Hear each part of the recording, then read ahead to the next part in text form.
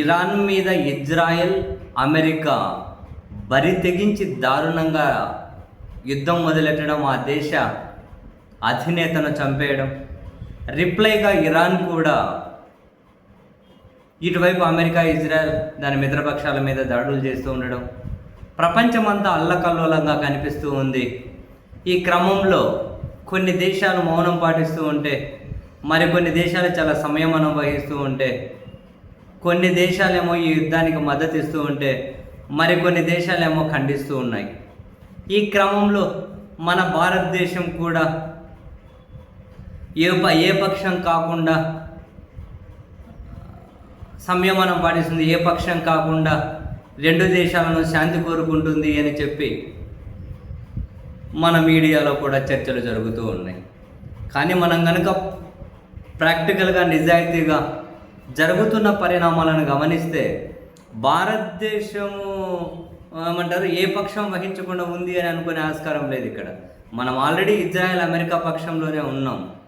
ఎందుకంటే ఐక్యరాజ్య సమితి చార్టర్ ప్రకారం ఏ సార్వభౌమత్వ దేశం మీద కూడా మరో దేశం బరి తెగించి దాడి చెయ్యకూడదు, సింగిల్ లైన్. కానీ అమెరికా, ఇజ్రాయెల్ యుద్ధోన్మాదంతో రగిలిపోతూ ఉన్నారు. దారుణంగా యుద్ధం మొదలెట్టి డైరెక్ట్గా ఇరాన్ మీద వందల యుద్ధ విమానాలను పంపించి బలమైన బాంబులన్నీ వేసి ఆ దేశ అధినేతను చంపేసి బరి తెగించేశారు. అటువంటిప్పుడు ఎవరైనా దాన్ని ఖండించాలి. మన దేశం ఎక్కడ దాన్ని ఖండించలేదు.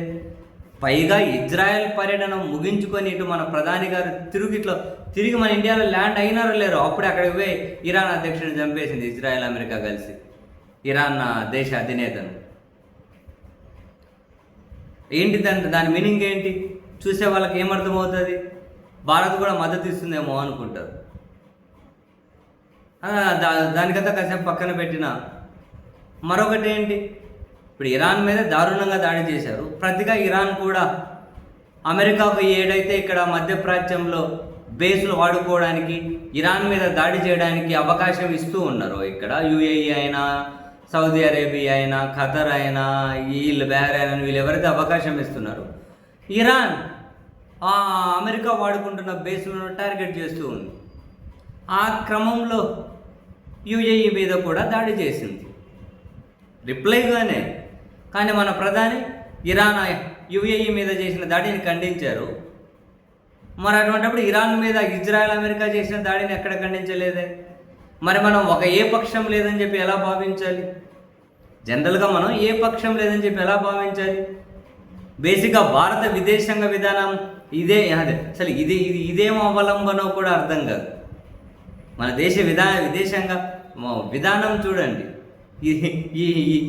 ఇదేమి ఏమంటారు, చాణక్యం అంటారు, ఇంకేదంటారు, ఇది సంయమనం ఎట్లా అంటారు? ఒక దేశ సార్వభౌమత్వం మీద దాడి జరిగితే ఖండించకపోవడం కూడా విదేశాంగ విధానమే అవుతుందా? లేదంటే బహిరంగంగా మద్దతుని ఇవ్వండి, కరెక్టే చేశారు, అవసరమైతే మహబూబాగానే వాడుకోనని చెప్పండి. మరి ఇంకెందుకు ఆలస్యం?